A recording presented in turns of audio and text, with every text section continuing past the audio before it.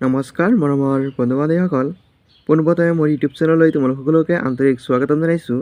আজি মই class 10ৰ elective জিঅ'গ্ৰাফীৰ তৃতীয় অধ্যায় অঞ্চল বা আঞ্চলিক ভূগোলৰ ধাৰণা এই চেপ্টাৰটিৰ কুৱেশ্যন এনচাৰকেইটা আলোচনা কৰিম।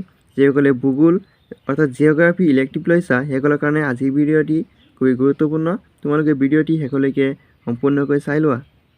আৰু যদি আগৰ দুটা চেপ্টাৰৰ ভিডিঅ' চোৱা নাই তেনেহ'লে তোমালোকে চাই ল'বা। মই আগৰ চেপ্টাৰৰ ভিডিঅ'বোৰ দিছোঁ। এতিয়া আমি অনুৰণি কুৱেশ্যন এনচাৰকেইটা আলোচনা কৰিম। চোৱা, পাঠভিত্তিক অনুৰণি প্ৰশ্ন আৰু উত্তৰ।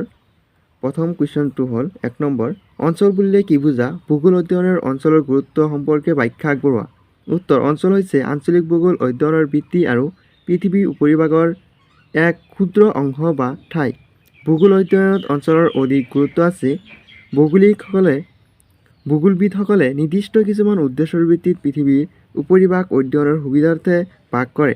ভৌগোলিক উপাদানৰ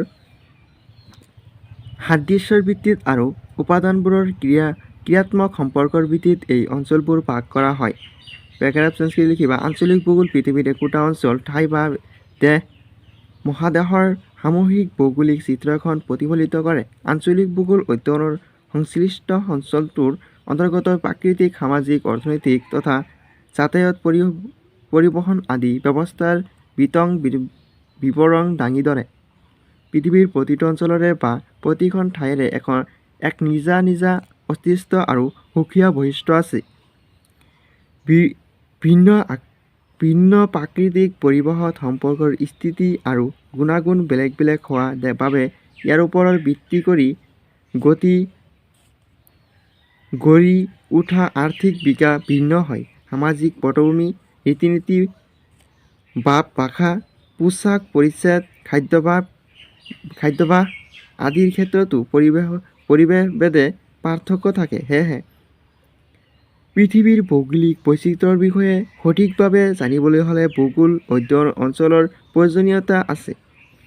কেইবাটাও অঞ্চল একেলগে অধ্যয়ন কৰিলে অঞ্চলবোৰৰ মাজত আঞ্চলিক উন্নয়নৰ বুজ ল'ব পাৰি। 1 নম্বৰ কুৱেশ্যনটো এইখিনি লিখিলেই হৈ যাব। এতিয়া চোৱা 2 নম্বৰ কুৱেশ্যন, ভূপৃষ্ঠৰ অঞ্চল কেনেদৰে চিনাক্ত কৰিব পাৰি? আজি আমি এই চেপ্টাৰৰ গোটেইখিনি কুৱেশ্যন এনচাৰ আলোচনা কৰিম। উত্তৰ, ভূপৃষ্ঠৰ অঞ্চলত 2 প্ৰকাৰে চিনাক্ত কৰিব পাৰি। ভৌগোলিক উপাদানৰ সাদৃশ্যৰ ভিত্তিত অঞ্চল চিনাক্ত কৰা হয় আৰু ভৌগোলিক উপাদানসমূহৰ ক্ৰিয়াত্মক সম্পৰ্কৰ ভিত্তিত ভূপৃষ্ঠৰ অঞ্চল চিনাক্ত কৰিব পাৰি।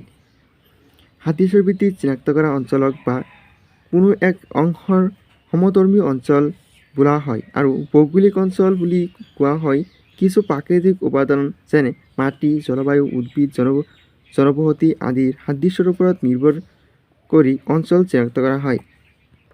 এতিয়া চোৱা 3 নম্বৰ কুৱেশ্যন, সমধৰ্মী আৰু ক্ৰিয়াত্মক অঞ্চলৰ মাজত পাৰ্থক্য দাঙি ধৰা। কুৱেশ্যনটো ইম্পৰ্টেণ্ট হয়, তোমালোকে চাই ল'বা আৰু তোমালোকে এই কুৱেশ্যনৰ এনচাৰকেইটা বহীত লিখি লোৱা। উত্তৰ, সমধৰ্মী অঞ্চল আৰু ক্ৰিয়াত্মক অঞ্চলৰ মাজত পাৰ্থক্য আছে। সমধৰ্মী অঞ্চল ভৌগোলিক উপাদানৰ সাদৃশ্যৰ ভিত্তিত চিনাক্ত কৰিব পাৰি, আনহাতে ক্ৰিয়াত্মক অঞ্চলৰ ভৌগোলিক উপাদানবোৰ ক্ৰিয়াত্মক সম্পৰ্কৰ ভিত্তিত চিনাক্ত কৰা হয়।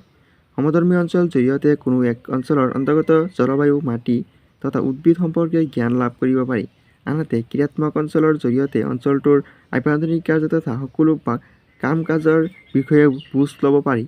সমধৰ্মী অঞ্চল এক বহল পৰিসৰ অধ্যয়ন, কিন্তু ক্ৰিয়াত্মক অঞ্চল পৰিসৰ নিচেই কম হ'ব পাৰে। সাধাৰণতে নগৰ বা বজাৰ কেন্দ্ৰ কৰি ক্ৰিয়াত্মক অঞ্চল চিনাক্ত কৰা হয়। প্ৰশ্ন 4, পৃথিৱীৰ আঞ্চলিক ভূগোল বুলিলে কি বুজায়? এনে অধ্যয়নৰ তাৎপৰ্য লিখা। আগৰটো লিখিবা। এতিয়া চোৱা, উত্তৰ, পৃথিৱীৰ আঞ্চলিক ভূগোল হৈছে প্ৰাকৃতিক পৰিৱেশৰ উপাদান সমূহৰ আঞ্চলিক অধ্যয়ন। পৃথিৱীৰ উপবিভাগ প্ৰাকৃতিক উপাদান সমূহৰ কিছু অঞ্চলভিত্তিক সাদৃশ্য আছে। পৃথিৱীৰ প্ৰতিটো অঞ্চলৰ ভূগোল অধ্যয়নৰ সামূহিক ৰূপটোৱেই হৈছে পৃথিৱীৰ আঞ্চলিক ভূগোল। পেৰাগ্ৰাফ চেঞ্জ কৰি লিখিবা, পৃথিৱীৰ আঞ্চলিক ভূগোল অধ্যয়নৰ তাৎপৰ্য আৰু গুৰুত্ব অধিক। এখন মহাদেশ, দেশ বা ৰাজ্যৰ সামাজিক অৱস্থাৰ বিষয়ে জানিবলৈ হ'লে ইয়াৰ প্ৰাকৃতিক আৰু মানৱ পৰিৱেশৰ প্ৰতিটো উপাদান আৰু সিহঁতৰ মাজত থকা সম্পৰ্ক গুৰুত্ব সহকাৰে অধ্যয়ন কৰাটো দৰকাৰ। অঞ্চল ভিত্তিক অধ্যয়নৰ জৰিয়তে কোনো এখন দেশ বা একোটা অঞ্চলৰ আৰ্থ-সামাজিক উন্নয়ন আৰু ইয়াৰ সৈতে জড়িত বিভিন্ন সমস্যাৰ বিষয়ে জানিব পাৰি। একোটা অঞ্চলৰ প্ৰাকৃতিক আৰু আৰ্থ-সামাজিক বৈশিষ্ট্যসমূহৰ ভৌগোলিক অধ্যয়নৰ জৰিয়তে বিভিন্ন উন্নয়নমূলক আঁচনি যুগুত কৰা হয়। সেয়েহে পৃথিৱীৰে কোনো এক অঞ্চলৰ আঞ্চলিক জ্ঞান লাভ কৰিবলৈ হ'লে পৃথিৱীৰ আঞ্চলিক ভূগোল অধ্যয়ন কৰাটো বিশেষ প্ৰয়োজন। সেইকাৰণে পৃথিৱীৰ আঞ্চলিক ভূগোল অধ্যয়নৰ গুৰুত্ব দিনক দিনে বৃদ্ধি পাইছে। এইখিনি লিখিবা। তাৰপিছত চোৱা 5 নম্বৰ কুৱেশ্যন। প্ৰাকৃতিক অঞ্চল বুলিলে কি বুজা? সামূহিক পৃথিৱীৰ কিমানটা প্ৰাকৃতিক অঞ্চল বিভক্ত কৰিব পাৰি? প্ৰতিটোৰ নাম লিখা আৰু মানচিত্ৰ দেখুওৱা। উত্তৰ: প্ৰাকৃতিক অঞ্চল। প্ৰাকৃতিক অঞ্চল বুলিলে পৃথিৱীৰ উপৰিভাগৰ যিবোৰ অংশৰ ভূ-অৱয়ৰ জলবায়ু, প্ৰাকৃতিক উদ্ভিদ আৰু মাটিৰ গুণাগুণ প্ৰায় একেধৰণৰ হয়, সেইবোৰ একেলগে প্ৰাকৃতিক অঞ্চল বোলা হয়। অৰ্থাৎ পৃথিৱীৰ যি অংশৰ একেধৰণৰ প্ৰাকৃতিক প্ৰণালীসমূহৰ প্ৰভাৱ অনুভূত হয় আৰু তাৰ ফলত মানুহৰ কাৰ্যাৱলীও সেইমতে সেই অংশবোৰক একো প্ৰাকৃতিক অঞ্চল বুলি কোৱা হয়। জলবায়ু আৰু প্ৰাকৃতিক উদ্ভিদৰ বৈশিষ্ট্যৰ ওপৰত ভিত্তি কৰি সমগ্ৰ পৃথিৱীৰ 11টা প্ৰাকৃতিক অঞ্চল বিভক্ত কৰিব পাৰি। সেইবোৰ হৈছে, তোমালোক সকলোৱে এই প্ৰাকৃতিক অঞ্চলকেইটা মুখস্থ কৰি ল'বা। এইবাৰ তোমালোকে মনত ৰাখিব লাগিব এইকেইটাৰ বিষয়ে পিছত বিশেষকৈ বিশ্লেষণ কৰা আছে। তোমালোকে পাঠটো পঢ়িলে বুজি পাবা। চোৱা 1 নম্বৰ, নিৰীক্ষণ অঞ্চল, মৌচুমী অঞ্চল, ক্ৰান্তীয় তৃণভূমি অঞ্চল, ক্ৰান্তীয় উষ্ণ মৰু অঞ্চল, ভূমধ্য সাগৰীয় অঞ্চল, মধ্য অক্ষাংশৰ মৰু অঞ্চল, মধ্য অক্ষাংশৰ নাতিশীতোষ্ণ অঞ্চল, মধ্য অক্ষাংশৰ তৃণভূমি অঞ্চল, শীতল সৰলবৰ্গীয় অৰণ্য অঞ্চল, শীতল মেৰু অঞ্চল, উচ্চ পাৰ্বত্য অঞ্চল।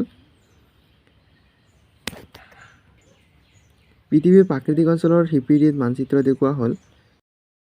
অঞ্চলৰ মানচিত্ৰখন চাই লোৱা।